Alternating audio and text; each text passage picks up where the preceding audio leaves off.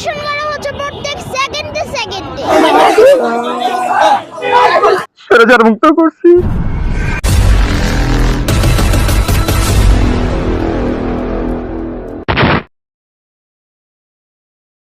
নমস্কার, আমি কৃষ্ণপদ অধিকারী। আমার ছোট্ট একটা ইউটিউব চ্যানেল আছে, চ্যানেল নাম don't care, Facebook page Krishna Krishna. আজকে আপনাদের সামনে যে বিষয় নিয়ে কথা বলতে এসেছি এবং যে বিষয় নিয়ে ভিডিও করতে এসেছি, এটা বাংলাদেশের বিষয় নিয়ে। কারণ আমরা ভারতবর্ষে থাকি, বাংলাদেশের মানুষ এবং বাংলাদেশের জনগণ যদি আমার প্রতিবেশী রাষ্ট্র ভালো থাকে, সেটাই আমাদের ভালো কাম্য।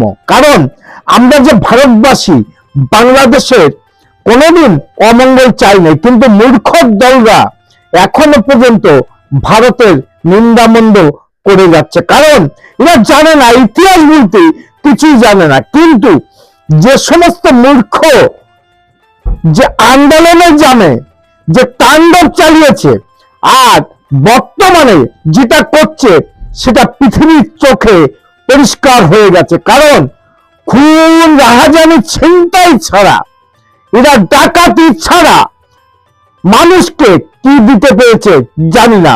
কিন্তু আজকে আমি ভিডিও করতে এসেছি এই কারণে যে যারাই রক্ষক, তারাই যদি ভক্ষক হয়ে থাকে, তাহলে বাংলাদেশের জনগণ কোথায় যাবে?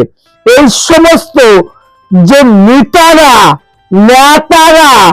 এখন যে আন্দোলনের নামে নিজেদের সম্পত্তি তৈরি করেছে এবং বাংলাদেশে যে বিপদে ফেলে দিয়েছে, এটা বাংলাদেশের লোক এবং বাংলাদেশের জনগণ এখন হাড়ে হাড়ে বুঝতে পারছে।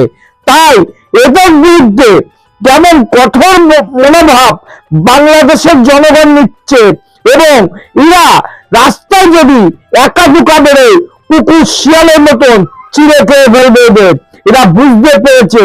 কারণ এখন এদের যে অত্যাচার অনাচার করছে, সেটা বাংলাদেশের মানুষ এবং বাংলাদেশের জনগণ কোনোদিনই মেনে নেবে না। আর মেনে চলেন দেখা যাক এই অত্যাচারিত এবং এই রাজাকারের বংশধর জিয়াদিরা কি শুরু করেছে বাংলাদেশে, দেখে আসি একবার। আন্দোলনকারীদের নাম, সেই সমস্ত বিপ্লবীদের নাম যারা গত বছর ওই জুলাই মাস থেকে তাণ্ডব শুরু করেছিল কার্যত গোটা একটা দেশ জুড়ে। তাদের মধ্যে অন্যতম সার্জিস আলম, বিশাল নাকি বৈষম্য বিরোধী নেতা। তার ছবিটাও একবার আমরা আপনাদেরকে দেখাই, কারণ তিনি আপাতত মার খাচ্ছেন। বর্তমানে তার যেটা পরিস্থিতি, যে তিনি মার খাচ্ছেন, সেই ছবিটা আমরা একদম সরাসরি দেখাই যে সার্জিস আলমকে কিভাবে গণধোলাই দেওয়া হচ্ছে। দেখুন সেই ছবিটা। এই ছবিটা ঢাকার বসুন্ধরা আবাসিক এলাকার জাতীয় নাগরিক পার্টির মুখ্য সংগঠক সার্জিস আলম, তিনি গণধোলাই খাচ্ছেন। তিনি বৈষম্য বিরোধী আন্দোলন করলেন, সেখানকার যে অন্তর্বর্তীকালীন সরকার, সেই সরকারের ঘনিষ্ঠ হয়ে গেলেন, উপদেষ্টা হয়ে গেলেন। তারপরে আবার সেখান থেকে হঠাৎ করে একটা নতুন দলও তৈরি করে ফেললেন। তারপর তিনি মার খেলেন। এইটা হচ্ছে বৈষম্য বিরোধী ছাত্র আন্দোলনের অন্যতম মুখ, তার বর্তমান পরিস্থিতি। আর এই সার্জিস আলমদেরই প্রথমে বলতে শোনা গিয়েছিল তারা নাকি গণতান্ত্রিক দেশ চান, যেখানে সবার বলার অধিকার থাকবে, সবাই সবার মত প্রকাশের অধিকার থাকবে, শিক্ষা থাকবে, স্বাস্থ্য থাকবে। তার কি নিদারুণ উদাহরণ তৈরি করেছেন সার্জিসরা। তবে একটা ছবি নয়, চলুন আমরা আপনাদেরকে পরবর্তী ছবিটা দেখাই।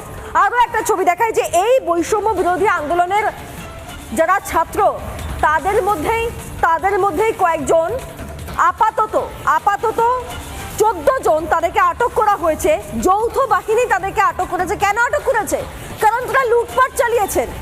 তারা কয়েক মাস আগে দেশ স্বাধীন করছিলেন, এখন তারা লুটপাট চালাচ্ছেন। সেই কারণে 14 জনকে যৌথ বাহিনীর হাতে আটক করা হয়েছে। দেখুন সেই ছবি।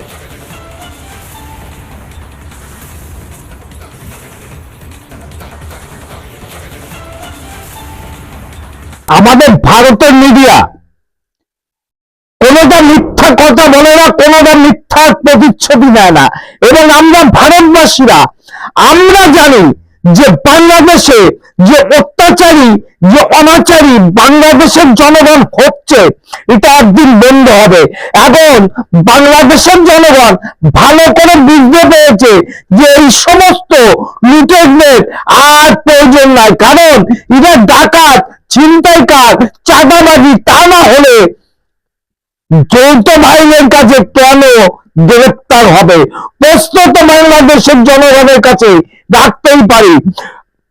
দেরি হলেও বাংলাদেশের জনগণ চেতনা জেগেছে, এটা শুনে এবং দেখে আমার খুব ভালো লেগেছে। কারণ নিজেদের যে রক্ষা করার ক্ষমতা তাদের মধ্যে এসেছে, এটাই বাংলাদেশের পক্ষে মঙ্গল। জানি না আমার ভিডিওটা আপনাদের কেমন লেগেছে। যদি ভালো লাগে লাইক, শেয়ার, কমেন্ট করবেন। আগামী দিনে একটু আশীর্বাদ করবেন। চ্যানেল নাম don't care, Facebook page Krishna Krishna. নমস্কার, ভালো থাকেন, টাটা। Madam, when sorry.